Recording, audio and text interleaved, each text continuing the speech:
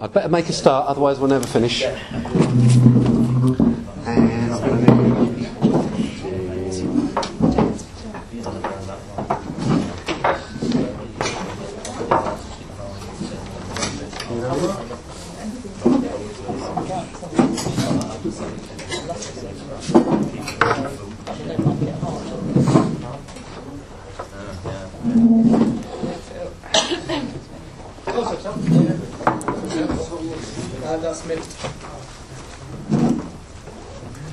Alright, and this one goes to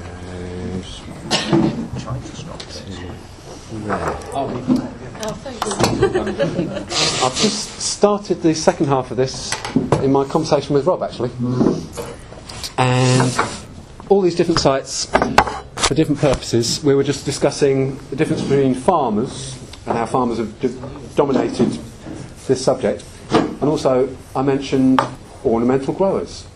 And yeah, I'd like the RHS and the Royal Agricultural College, or whoever they are, to understand these messages and to be pushing them at a top level nationally. But they've got different kind of precepts and understandings. And yeah, this leads me on to mention at the start of this second half two terms which I use quite a lot nowadays, which are horticology and hortichiatry. Horticology would be if you see how plants are growing and you follow them and you carefully do what the plants want, i.e. do the right thing, I'd call that horticology, because you're following what the plants need. But hortichiatry, where people impose an external idea on horticulture, on their food growing, and a bit like these plans we've been discussing, that you can start with a blank sheet and dream up an enormous kind of castle of ideas, or import some expectation you've got from some previous training, and try and force horticulture to fit into your pattern, whereas actually it wants to be a different size. So that's a general opening theme, and I'm going to show you two sets of pictures, one of which I've called what we can learn from, i.e. bad examples, I'm afraid, and the other half is a record of my sites. And I'm also going to announce, it's been a good course, we're going well, not quite halfway through yet, but this is going well. And I'd like to invite everyone to one of my sites, not necessarily by the end of the course, any time then or after. And you've got your Ediculture little leaflets there. Some of those are public projects like the Darnell project, and Fridays, what I'm calling access to allotments from now on, is kind of open to anybody. But some of you might only be available at the weekend, so you'll have to make an arrangement with me to actually come and see. That's not a promise to come around your gardens and do your digging and plan it out for you. That's another matter. But yeah, just open invitation to actually join in a bit more and get a bit more practical experience as the weather gets warmer. But then it did sleet on the top of the hill today, well, so it's still early in the year. So we're thinking about the site assessment and development. So we're looking at the site and then interacting with it as it goes along. And a lovely phrase which could help you out in any aspect of your food growing, but especially this, is think of it from a plant's perspective. And that means imagine you're a plant. And you've got lots of different plants to choose from. But yeah, that's in terms of the soil improvement. You've got little roots and you're trying to push through heavy soil. It's not nice. But lovely improved soil, it's a lot easier. You grow faster and you grow better and you grow healthier. So that perspective is something that I've taken on board and use whenever I need to in terms of assessing these things. And yeah, this is very much a checklist that I've developed and used over the years, but it's got all the relevant factors that I'm going to be looking at on a site: area, shape, dimensions, how much of it is cultivatable. Not all soil on a site is going to be cultivatable, even with the best will in the world.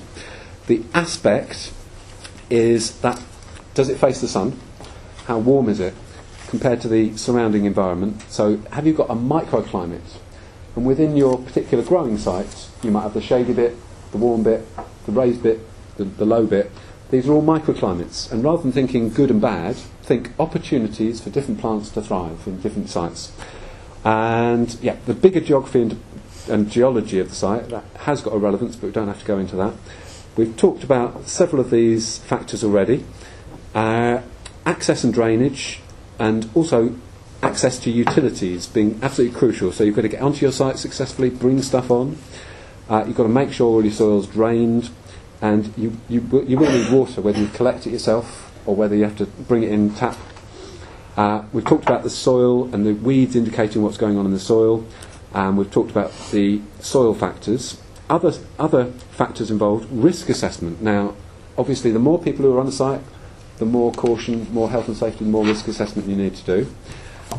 Security, that can be an odd one, but I like to invite my vandals in and make it very easy for them to get on my site so they don't smash my door down.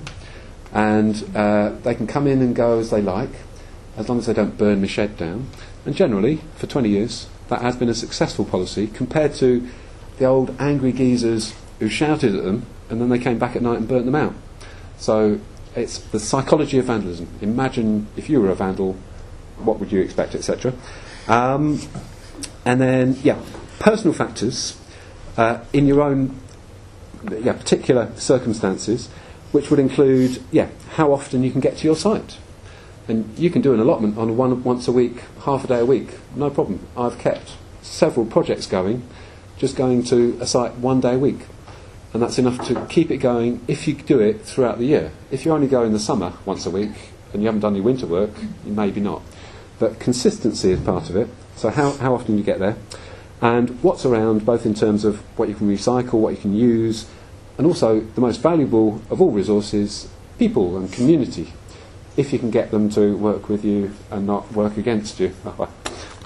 And then a few recap points about the planning and recording, that we're trying to get this baseline diagram showing all the major factors that are going to stay in place. And what Asher said about having a realistic timescale for improvements. So you can have a vision for a site which might take 5 years to achieve, but you could be satisfied every day and every week and every month of those little incremental improvements. And incremental is a good word for it. Rather than trying to achieve it with a press of a button, work away at it, nudge away at it at your own pace.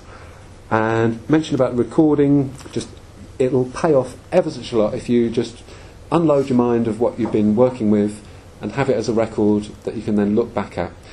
Creates more of a flow in the longer term.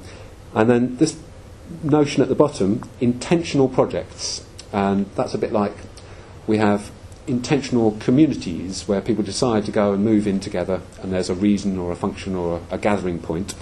So the projects that I've been working alongside over the last 10 years, it's trying to take into account what's your surrounding area like. I run a project on the far east side of Sheffield which is all industrial, but actually I'm doing something which people might more expect on the west side. But on the west side, in some ways it's not happening. The labour's not over there and the expectations are different, but it is possible to do this anyway. Don't work against the community dynamics, work with them, understanding. So it's a long-term process. Like you take a while to understand your site, take a while and invest time in understanding your local community in various ways, your neighbours, the area community, and also your bigger community. And one more thing about, it comes back to, the point at the bottom of here, whatever these projects are set up to do, whether it's to show off or to sell something or to just talk up that organisation, it's the quality of the project will be dependent on the quality of the horticulture. And one of the problems is there hasn't been much in terms of horticulture or quality in horticulture, so it's kind of hard to tell. But in therapeutic terms at least, if I've got a good horticultural setup that other people can join in with, and it's understandable, that's a way of judging how good that project is. But I'm saying I judge it all by looking at the horticulture. And actually that's a different perspective from some other people, and I'd give a different readout of a project from other people, but it's how productive, how easy that is to achieve, how little effort we need to put in to create a consistent output, and again over the years and throughout each year. So just trying to summarise that. And more points I'll make during the slides here. Let's go around here again. Alright.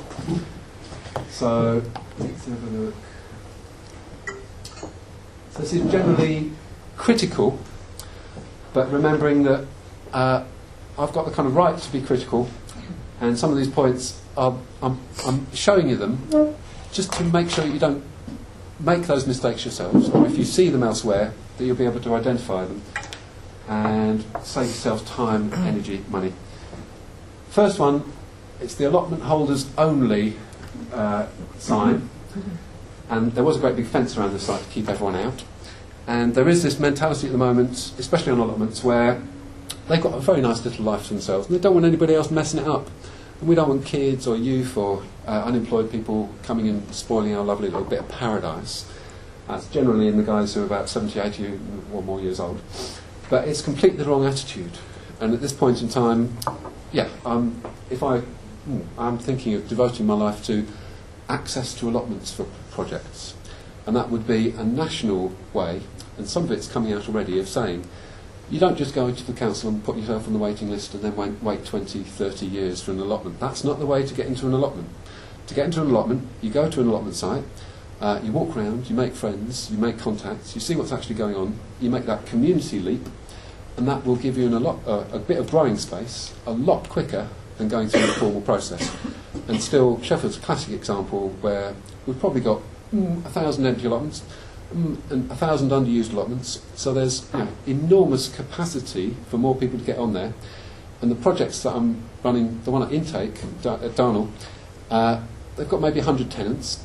Well, I've had 100 volunteers and visitors on one allotment in a year. I've doubled the amount of people who have used that site in 1 year. That's not just talking myself up, it's just logic that that is the way to go forward, by working together and not just wanting our own particular bit of it. And here's another, isn't it beautiful? Lovely. As art, as a picture, it's gorgeous, but I'm not bloody eating any of that food, because it's all grown with chemicals. And this guy, he's at the back there, Derek, he's the only person in Sheffield who grows like this, as far as I know. So when you have Sheffield Show, this was at Sheffield Show a few years ago, he's the only one who's got, he enters all the competitions, and of course he wins, because he's the only one. And he's got his metre-long parsnips and nonsense. He actually sold the stuff off at the end, and people were paying like 10p. And just as artwork, it's worth more than that. But as food, I'm afraid, it doesn't really classify. I know his story, and what he does is he feeds horrible chemicals like Grow More and even worse ones. So if you do try a bit of his produce, it tastes of chemicals. And it's horrible. So it looks wonderful, and he has done an amazing amount of work to time all the sowings, to get all the plants in at the right time, but just ruined them by poisoning the actual vegetables.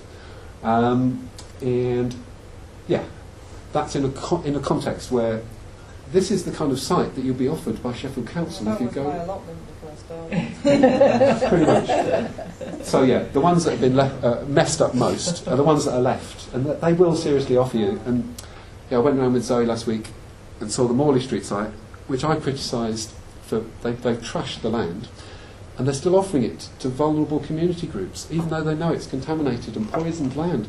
So they really don't know what they're dealing with. But yeah, that is seriously. If you go to Mearsbrook site, there's a lot of allotments that look like that. They've had a war on, it's still going on. And that's a contrast. That's a lovely site out Grindleford. That's where this was allotments a long time ago. They've put it back to allotment use, but they're not allowed structures, so it's a bit restricted in that sense. And this is the one where it is in the bottom of the valley, and when there was big floods 2 years ago, the whole site got flooded in the middle of the growing season, and that took out a lot of their crop, or they had to start again. So it's, again, even where you see what looks like a perfect site, it's still got its drawbacks. So nowhere's perfect, you've just got to work with what's going. Maybe if they planted rice, they could have had a paddy field or something. And here's an obvious example of something that's not right, and this was a mistake which Bob Flowerdew made in the 1990s, of telling people, why don't you plant potatoes in old tyres? So you get an old tyre, and it's chemical, it's synthetic, it's not good to begin with. There's a lot of waste tyres, yeah, but doing other things with them is much better than mounding them up. This was supposed to be a strawberry bed, Strawberries haven't succeeded, it's all got weedy, it's impossible to weed. And also, as a slug hiding place, it's beyond comparison, because there's, I don't know if you know, but tyre dumps, they get water in them, and then it heats up, and somehow they do go on fire. Every now and again, there was a big dump north of Sheff. But yeah, just get rid of a waste product. I saw someone yesterday, and he had a car full of carpet, so he'd done his house up, he's brought all his carpet up to mulch the allotment, and most of it is plastic carpet. That's going to sit there, it'll stop him seeing the soil for a couple of years, and then it will rot down and break up into horrible little pieces of synthetic. So I have to tell him, keep the wool and hessian one, but take all the rest to the dump. That is just a landfill. And yeah, another little aspect to this is the LEAF project, where they put so much time and effort into the presentation of the project on paper and the funding applications, they haven't actually got around to planting many crops. So that's a minor little comparison. Because I drink tea all the time. I know for years, because I said I was going to go and help her on LEAF at home. It can be a bit too sociable. Another cup of tea? Drink tea with us. Let's do some work. And this is out at Worlow, where they do have a soil resource, many acres. How many acres? 40 acres, 50 acres? I don't know. 140 acres. And yet they bought in this stuff, which calls itself loam-based compost. Well, that's soil-based compost. So they've got a load of soil there, and yet they've still bought in a load of extra potting compost. They could have just improved some of their topsoil and used it throughout the fields. That's probably gone better. Here's one. This looks all right as a sitting area. It's what was the Wildlife Trust's HQ in Wood Lane in Rivlin. And the problem for me is, I went along 10 years before this and gave advice to one of their trainees who was starting up a little organic garden. And she put it in, and she had little beds, and she cropped it for a couple of years. Then they moved off the site and actually made it into offices. And the office staff, they weren't going to touch the soil or grow anything, so they just turned it back into a sitting area, let's call it. Number 2 from Worlow. And yeah, let's use this. This is the illustration of farmers trying to garden. So they've got loads of muck, like this pig-muck you've just described, they put in their fields. And they're planning to plant their carrots next week. Ooh, dear. But yeah, this is similar. In this state, it's unbroken down, straight out from the animals. It's got, you can see, there's just wet shit coming out of it, and it's got straw in. And so the shit is actually going to poison the microbes in the ground, because it's too strong. It hasn't been composted, and then the straw, it'll take a long time to break down because it's just carbon and it hasn't been balanced out by a proper composting process. And that's what I was saying about, if you get manure, compost your manure to improve it before it goes in the soil. So that's going to restrict what crops they can grow, if any, in that piece of soil. And yeah, it's just illustrating awful practice. But yeah, here's another one illustrating raised beds, and this is the Darnell project. I'll show you some more pictures of this later, but their idea was to make disabled access. Very worthy idea. So they've made great big paths, and instead of proper path, it's just, again, synthetic carpet. We got rid of a skip load of carpet when we started this site 2 years ago. And then in the main beds here, oh, it looks beautiful. These are all your ornamental perennial flowers. Easy to look after. They look lovely. But in terms of interactive use on a community project, zero value. Apart from looking at, sitting and looking at them, again, more sitting around. But yeah, you can't dig those beds, you can't plant a crop. Therefore, anybody interacting with that soil, looking at it is the only interaction. And there's not much value in it. Here's someone who's taken this idea of raised beds, and they've related it to what they understand, which is concrete. So they've gone and bought loads of concrete posts and concrete sides, which is, maybe if they were going to be there for 100 years, it's a good idea. But they're only 2 foot wide. And they forgot to actually fill them up with soil, or they haven't got around to it yet. That's another public project. Our money has been spent on that. This is one of my favourite examples, partly because it's got high status. So I was lucky enough to get asked to do a workshop for an organisation called Cultivations, who are a therapeutic national organisation for therapeutic horticulture. And that was at the Three Counties Showground in Malvern, which is Worcestershire, Herefordshire, and the other one. And they'd made this concession that they thought, right, we'll have some little beds for kids to grow stuff in. So somebody had put these in. So that's the might of the heart of British agriculture, where they meet and have Prince Charles and the Queen come to say how well they've done in farming. None of them managed to know how wide to put a path, though. Sorry, I'm acting out now. But yeah, these paths are 6 inches wide. And you can barely get down the blooming path. And it's designed for kids. You can't turn around on those paths. So maybe ickle kids only can get access into there. And it looks lovely. It's nice colours. I'm not knocking that. And hopefully the soil improving. But they've never used a raised bed system and never seen how it is functionally when you've actually got people walking up and down these paths. So they put something in which they'll have to dig out and do again. That's about 3 years ago, so hopefully they've done that by now. But again, somebody's idea. But yeah, surely amongst that population, they could have done better. And then this is the one where they grew lemons. This is the bloke who used to run the Midlands Development Agency or whatever, some big corporate quango. And he'd made so much money that he bought a farm and he turned it into his manor house kind of thing. All this development is completely new, including the wall at the back. He got recycled bricks so they look old and put them in, and he's got fruit planted in the front which nobody looked after, so that's diseased. And then the contrast is, so we've got a beautiful pattern of beds, they're well enough made, they're pinned on the inside, but that's okay. And what use did they get out of them in the first year? They weren't used. And that wasn't because there was a grower employed to do this site, but she spent all her time keeping warm in the greenhouse and pottering about and didn't get on top of the beds and didn't have the background experience or the knowledge or the commitment to actually get on top of what is a dream site for me. And here's another one. I've got a bit of a problem this week with copycats. And I've mentioned the Unston project, and you've seen the designs for that. That was from 94 onwards. By about 99, we knew what we were doing, and we were starting to get a bit of a reputation, and groups were coming, and people were hearing about it and coming to the open days.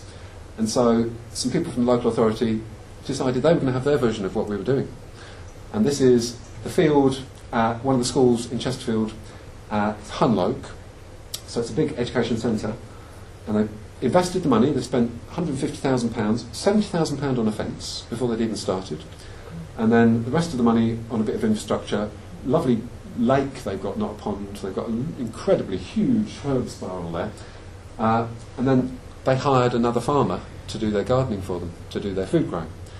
And he's got 200 sprout plants, which are all going to come on at the same time. Is he going to get rid of 200 sprouts? And he put potatoes on this strip all the way through, a few geraniums in the polytunnel, a really restricted number of crops. So it's not going to attract the local community in. And it hasn't got that interactive, what we're doing, we're waiting 6 months till we're harvesting potatoes, and then we're breaking our backs because we've got so many potatoes to lift, instead of every week there's something nibble to eat. Beds not made brilliantly, they're probably falling apart by now. But the soil is great. They've planted some fruit trees, don't know how well they planted them. But that is, a couple £100,000 of public money, and it hasn't gone down the drain. That site is still there. But it's getting the right coordinator, the right animator. What I call my job is to animate a site. When I'm there, I can get the humans to interact with the plants and the soil and the setup, and it all comes together, that kind of thing. All these sites, I have my own version of what I'd do if I got them. Here we're at, it's the headquarters of Thrive, who are the other horticultural therapy organisation for this country. But again, they come from a bit of a flower background. And in this case, they've put in lovely flagstone paths so that anybody, including wheelchair access, can get in there. Great. However, what they've done is they've given each individual client or user of this project their own bed. And that means Johnny's come along and done that and then gone away. And somebody else has come and done that and gone away. So there's a few perennial herbs in there which look okay, but there's very little else growing. Because instead of coordinating the site, and just think about it in terms of visitors, if you've got 20 people coming to the site, well, they don't all come at the same time. Some of them don't turn up. Are you going to look after my bed for me? You've got 20 communications to make just to get the watering done, and I don't think it's going to get done. But this proposition here is, by trying to divide it up and say, you do that bit, I'll do this bit, and then they don't turn up and they don't do it, there's no site there. It's not a coherent site.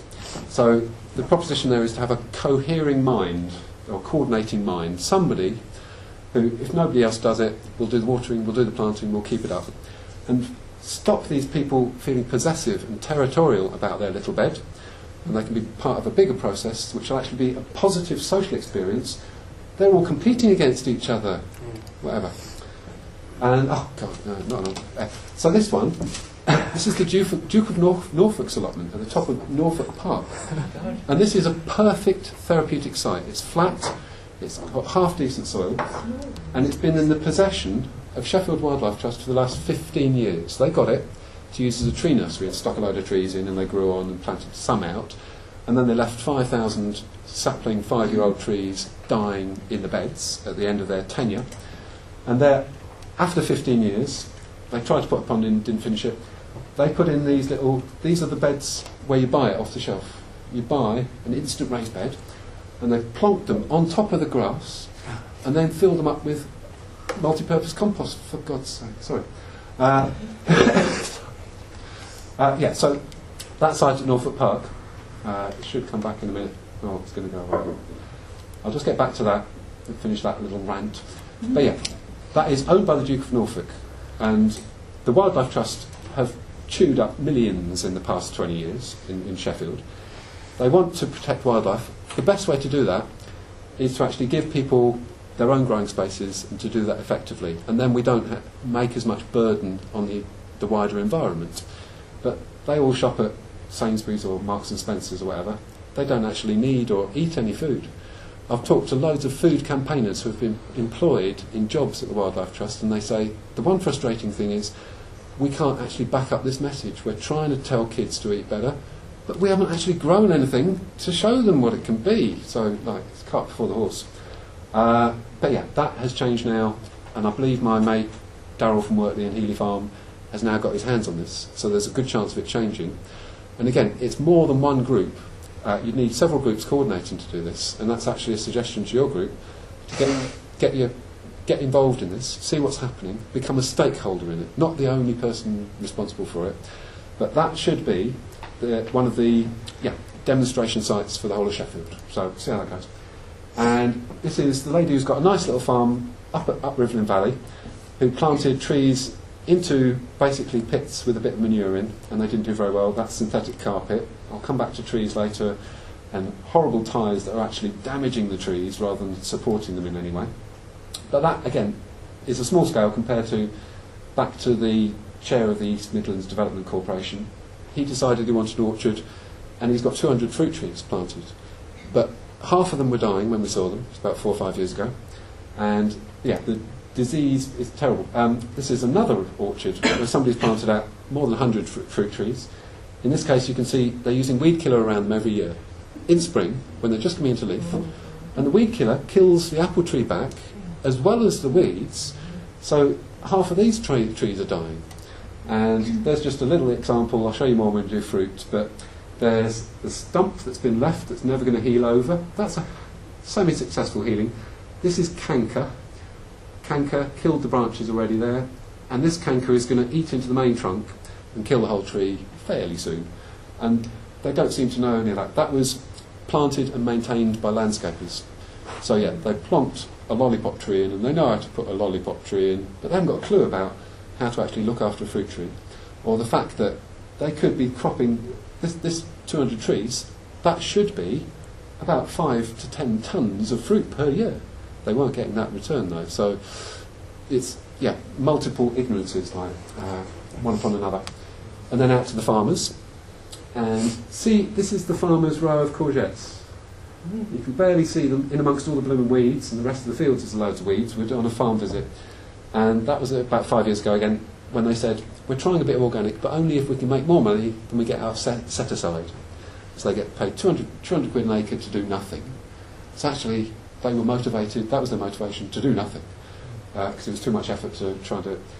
Another project, that was a lady who was agriculturally qualified, and she'd had this site for 18 months, and that's as far as she'd got with it. So it's just lack of motivation. This is the guy from, he was sheaf training, he's probably left now, and this is their horticultural site, and this was where they'd done an allotment, and that was their allotment, and actually showed the group when they went around. So it's just showing the low status of food growing allotments in the past has led to nobody bloody caring, and they don't care whether they grow anything or not. And yeah, this is the biggest example, because it was £500,000 of your money that went into this, and it was all drummed up to be an employment scheme, and look, it's got all the big quangos on it and all the big players in the local area. It ran for 3 years. They took over a load of allotments, and again, the farmer ploughed the lot up and made it into one big field. And here's the crucial point I want to make. If we're going to have a demonstration example, a site, what we want demonstrated is what you can do at home on your small scale. We don't want you've got to have £500,000 and all those big organisations before you can grow a carrot. We want the little examples of what you can do on a small scale. And again, so they're approaching it from the wrong angle. But that, yeah, this project was initiated, again as a copycat of Unston, by the lady who's now the Deputy Chief Executive in Sheffield. So she's got a massive commitment, and she's spent years of her and her workers' time organising this project and getting all the partners involved in it. They've run it for 3 years. Now that site was closed down by Rotherham Council and chopped up back into small allotments, because that was actually going to be a better use. And part of this is about, one of the joys for me has been seeing big organisations and huge management structures focus their willpower on this idea and get nowhere, or do something for a couple of years which is bound to fail, and then, if you're lucky, finally admit defeat. Whereas what we actually need is the bottom up, build on what's already there, build on the small scale, share good practice. All the ideas I'm giving you on this course are like gold dust compared to this nonsense where they're not actually showing good practice. At Manor Oaks we went to last week, and they're making this terrible compost, and they're also using it for sowing seeds in, which is complete. Yeah, they don't know much about. Well, they haven't tried that because it's not going to work. Anyway, carrying on. Yeah, that was their farmer. He was cauliflower man. I actually met him when he was just starting this project at Unston, and he said he was into cauliflowers, and that's his Calabrese. And that was just about the only produce on site. Again, it's chemically grown. Even though they put organic on the sign with all the partners and told them it's all organic, oh yeah, that's Fostrogen that's done that. And then one more, this is for Darrell at Wortley. This is the garden at the Elms, and this is 5 years ago. And then he had to give that up. So it turned into just black plastic mulching again. And this is a brilliant care setting again. Slight slope, but the building is still used by social services. And back to Manor Oaks one more time. That's when they'd ploughed the field, and they'd weeded it with weed killer, and then they put the plastic down, ready to plant a crop through, but they never actually got round to planting a crop. And they come back and spray some more weed killer. They have got a little allotment at the top of the site, but they're, again, learning, and like growing too many courgettes one year and you've got a glut of courgettes, everyone can do that. Don't plant too many courgette plants, otherwise you'll get overwhelmed with a glut of courgettes, just 2 or 3 or half dozen at most. And lastly in this is inner city Sheffield. This is Brum Hall, and it's Springfield School, which is desperately deprived and multicultural community and really in need of help. And people have given them the help in terms of infrastructure. Different groups have gone along, and they probably spent about, again, £40,000 or £50,000, not just on these beds, but on 2 other bits of development, which have not got used. And this is the teacher we were working with, and she sounded in the summer holidays like she was doing the right thing, so we went along and we took their other garden, which was overgrown and a mess and hadn't been used for a year or 2, but has had a lot of infrastructure work done to it, and spent a weekend just tidying up, making it doable, doing up all the soil, weeding it, doing all the right jobs, and gave her a bag of seeds. All she had to do was go around and throw the seeds in with the kids, half an hour's work. She didn't bloody do it. So that is lots of money invested in this resource that we're all caring about now, and it was just disused. And finally, the Whirlo monoculture. That's one of the... actually, did have 2 crops, strawberries and peppers. So. And yeah, this kind of idea. How many hours has been spent joining all those bits of Coke bottle up? Somebody saw this and they thought, maybe I'll have one, but you'll get diabetes if you have that much pop. Don't. And I'm afraid it's a different type of plastic from what we use for polytunnels. This plastic will grow brittle within a year and break down and fall apart and be a waste problem within 2 years. And yeah, it's a good joke, haha, but not functional. So again, I'm trying to encourage it. We don't mind this as kind of art or occupational therapy to keep people busy, but not in terms of functional. In terms of functional, there's 100 holes in there, all the air is going to get in anyway and the frost will get in, so it's not actually a greenhouse, it's just a load of plastic bubbles. Better on the, and then, yeah, that lovely, lovely summer house at Worlow, with a few beans in front, yeah, great. And then, this is during the growing season, great big load of black plastic all over the main bed. That's in the winter, but yeah, in the winter, your greenhouse ought to be vibrant and full of stuff, and still growing through, because you can't grow outdoors, but there should be a lot growing there. That's Worlow greenhouse, back to a lot more hundreds. So, do you think I'm a bit too sceptical or just right? I don't know. I think in a lot of sectors they're so easy to get money for initial capital investment. That's it, yeah. How to that's keep what it going you long find term. Yeah. We're all supposed to have long-term strategies for self-funding, but very few have actually got anywhere on that. And just going to finish up with a few more if we can. Yeah, I brought my picture. This is Salvador Dali picture, and it's the Temptation of St. Anthony.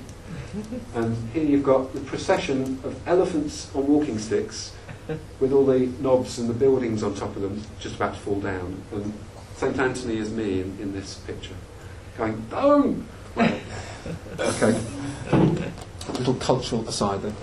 And then let's just finish off with a few home-based pictures. And this is more for your direct benefit. What I'm saying about those big projects is they're getting better. They can't be as bad as they've been. And for everyone, the advice is to go around and look and make your own assessment about is there good practice going on. But compare and contrast.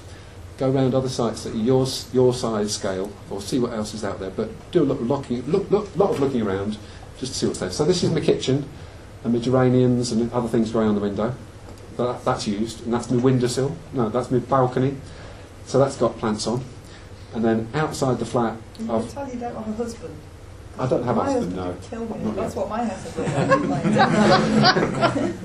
If I married a husband, it might be even worse. But yeah, there's a little fruit tree outside with rue and nasturtiums and box and some more herbs around it. So I'm starting to make an allotment out of the area outside of my flat now. And some of those things are really useful. I've got thyme I can pick every day, that kind of thing. But it's the right plants for the right place. Yeah, there's a bay tree and some spider plants. The right thing in the right place. I can look after a bay tree, bring it in if necessary. Spider plants just to brighten the kind of concrete up. Minor kind of addition. Spider plants, yeah, good, helpful for the air. And there's my cactus collection that I've got off Ed. That's in my spare room. And then outside of my door, I've got the Ponderosa Park. And that's the way it looked to begin with, when they re-levelled and re-landscaped what was basically an old landfill tip. But that's where we ended up planting the orchard, which has grown up and is thriving. And that was a test to see if we could take really poor soil, but by each of these trees we brought in several bags full of good bulky organic matter and the concentrated fertiliser and the volcanic rock dust. And the trees can survive even on this poor soil if you put enough in and look after them a bit afterwards. Then up to my allotments and just seeing bed scale going on.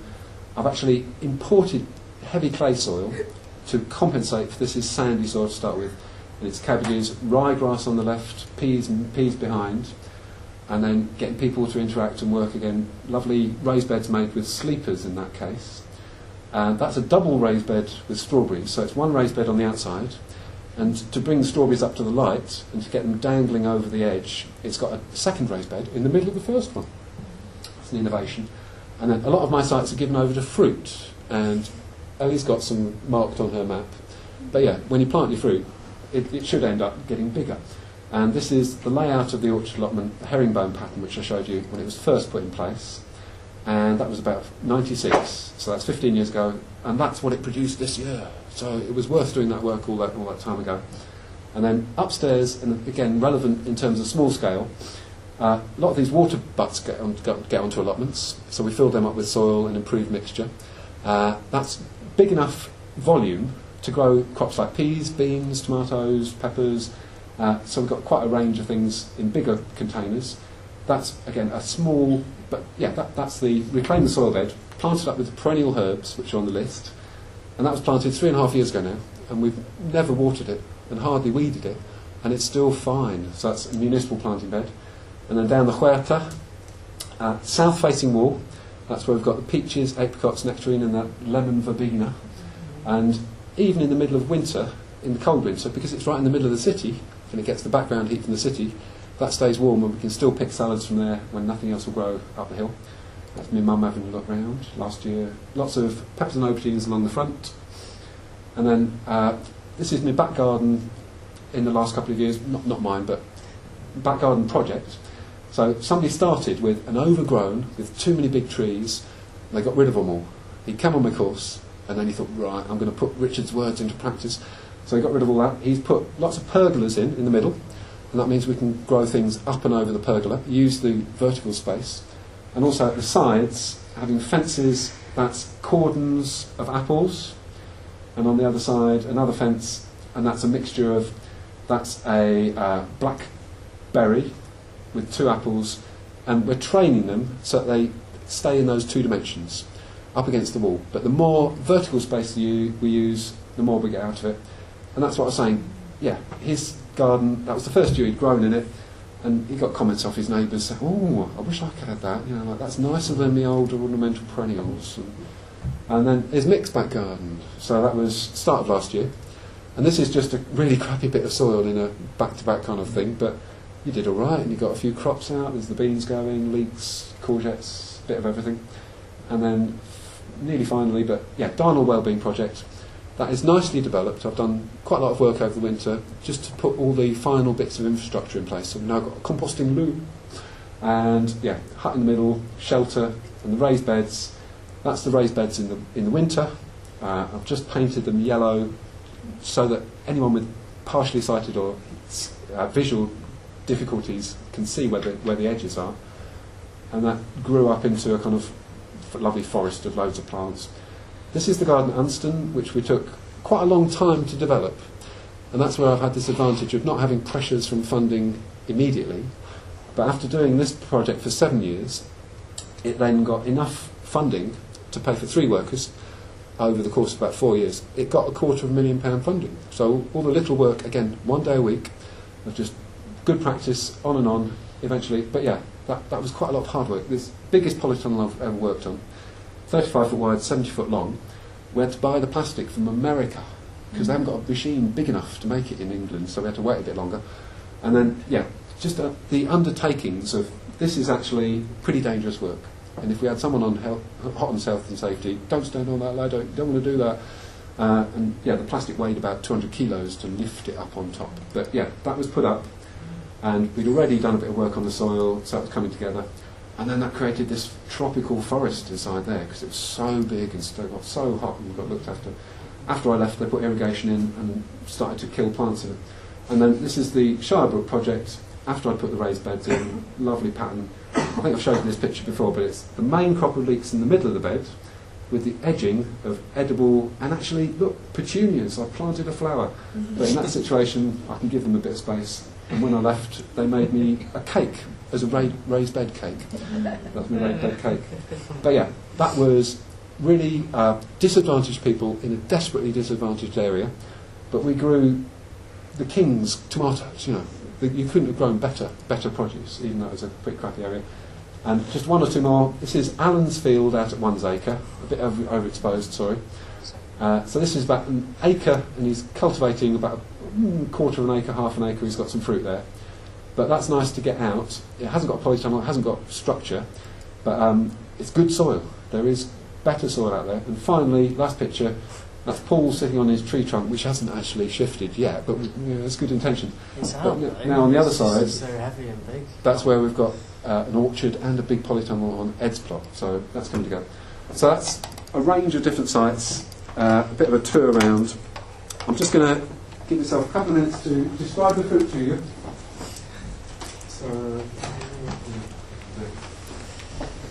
So your fruit list, let's just go through, and very briefly, you've got the option of what you do with this fruit.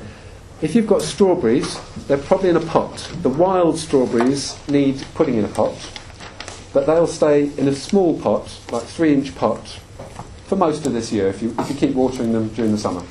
So strawberries just in a pot. If you want to be more generous, give them a slightly bigger pot. And with all this fruit, if you've got a soil-based mixture for them. So any half-decent soil that's weed-free, out your garden, whatever, scrape some of that up. If you want to be kind to them, add some of that lovely leaf mould that I gave you last week, and that will make it easier for them to root. And that could be about 20% leaf mould to 80% soil. That'll be all right. And then other things, this next batch, blackcurrant, gooseberry, josterberry and worcesterberry, they're all small soft fruit bushes which eventually will get about 3 or 4 foot high and 3 or 4 foot wide. But they'll need 3 years growing before they get anywhere like that. So you've got 2 or 3 years when you could keep them in pots and pop them up into a bigger pot each year. So you could just keep those soft fruits in pots. The hazels, again, for a year or two they'd be right in a pot, but eventually they need a lot of space because they're going to grow into a tree and be quite wide and tall. I don't know. There is a grapevine, and that would be best kept in a pot and not planted out. And that would require warmer conditions. Will give you sweeter fruit, so that'd be worth keeping indoors on the windowsill or in a greenhouse polytunnel. And then the cane fruits, which are blackberry, loganberry, sunberry, they're all going to grow 6 to 8 foot high and have up to 12 branches when they're full size. So that will take up a lot of space. And you saw the one against the fence, growing them up against the fence, but using the vertical space. And yeah, they'd need planting out within a year or 2 at most. So they can stay in a pot for a year and get a bit bigger this year, but the sooner you get them into final position, the better. And only one person's got a fig, but that would be worth keeping indoors. And again, you'll get sweeter fruits if it's kept in a pot indoors. You can put it out so when it's really warm in the summer and it'll still fruit and ripen, but to bring it on and get a better crop of it. So that's your fruit, and I think that's all. Anything else I need to say about that? The other thing I need to say is, try and study your sheets of the herbs and bring them back for next week so I can collect them together for the week after.